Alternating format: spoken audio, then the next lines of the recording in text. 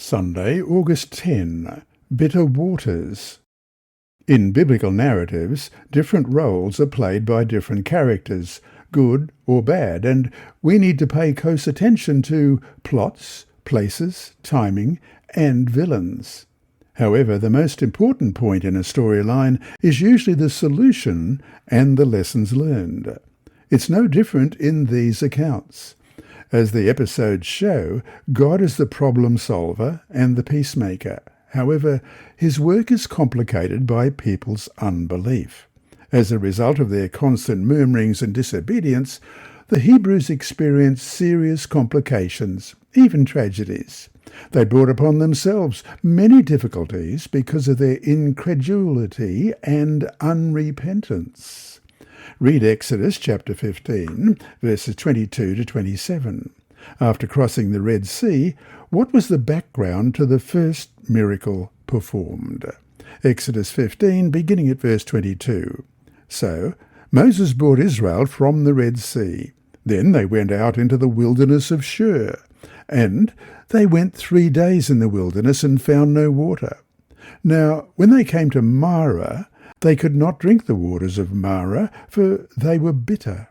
Therefore the name of it was called Marah. And the people complained against Moses, saying, "What shall we drink?" So he cried out to the Lord, and the Lord showed him a tree. When he cast it into the waters were made sweet. There he made a statute and an ordinance for them, and there he tested them, and said, "If you diligently heed the voice of the Lord your God, and do what is right in his sight, give ear to his commandments, and keep all his statutes, I will put none of the diseases on you which I have brought on the Egyptians, for I am the Lord who heals you."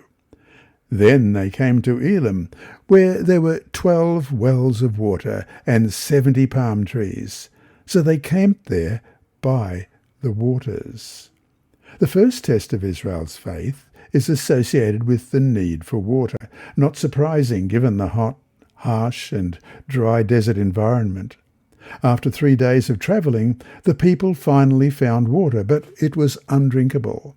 Marah means bitter, and because the water was bitter, Israel's faith in their caring Lord quickly floundered. However, God reacted with compassion, and the first miracle was performed with a piece of wood. Of course, it was not the wood but the Lord who made the water sweet and drinkable.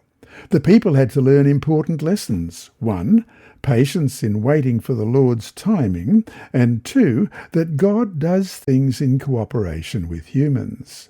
However, the children of Israel took so many things for granted and quickly forgot the great miracles that God had done for them. Miracles for which they had just so passionately sung praises to him, declaring, "Who is like you, O Lord, among the gods? Who is like you, majestic in holiness, awesome in glorious deeds, doing wonders?" And we read that in Exodus 15, verse 11, and that was from the English Standard Version. And yet, even after their grumbling, God promised that he would not bring upon the Israelites any of the diseases in verse 26 that had plagued the Egyptians. He would protect them. They could experience this promise only on the condition that they stayed faithful to him. And so to finish the day, what trials and struggles have you brought upon yourself? What comfort can you get in knowing that God will still work on your behalf if you cooperate with him?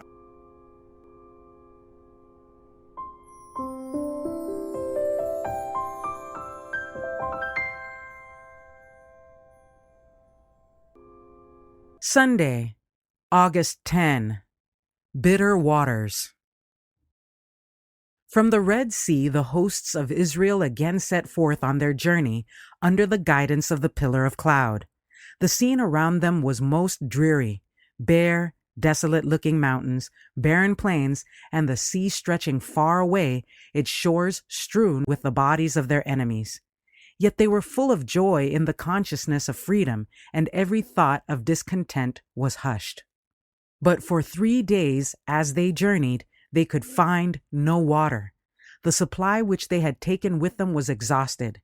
There was nothing to quench their burning thirst as they dragged wearily over the sun-burnt plains. Moses, who was familiar with this region, knew what the others did not, that at Marah, the nearest station where springs were to be found, the water was unfit for use. With intense anxiety, he watched the guiding cloud. With a sinking heart, he heard the glad shout, "Water! Water!" echoed along the line. Men, women, and children in joyous haste crowded to the fountain, when lo, a cry of anguish burst forth from the host. The water was bitter. Patriarchs and Prophets, page 291. Soon their faith was tested. The Lord would know how much he could depend on his people to be true and loyal to him.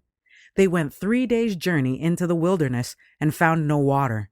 And when they came to Marah, they could not drink of the waters of Marah, for they were bitter. Did the people then show their faith in God because of the evidence they had received that Christ, wrapped in the fold of the cloud, that his glory might not destroy them, was leading them in person? The people murmured against Moses, saying, "What shall we drink?" Verses 23 and 24. Instead of trusting and fearing the Lord, believing in him under apparently discouraging circumstances, they cast reflections upon their leader. So people act in this generation. Satan's plan of temptation is always the same. While everything moves prosperously, men think that they have faith. But when suffering, disaster, or disappointment comes, they lose heart. A faith that is dependent on circumstances and surroundings, that lives only when everything goes smoothly, is not a genuine faith. In his trouble, Moses cried to the Lord. This is what the children of Israel, so recently delivered, ought to have done. The Lord heard the cry of his servant, against whom the people had said so many bitter things. He showed Moses a tree, which when he had cast into the waters were made sweet. It was not the virtue of the tree that turned the bitter water to sweet. It was the power of him who was enshrouded in the pillar of cloud, the one who can do all things.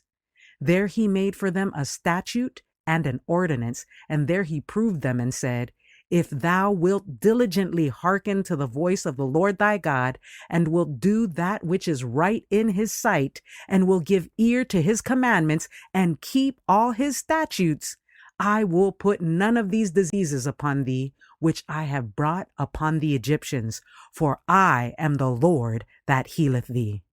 Verses 25 and 26. Letters and Manuscripts, Volume 11, Letter 49A, 1896, paragraphs 3 and 4.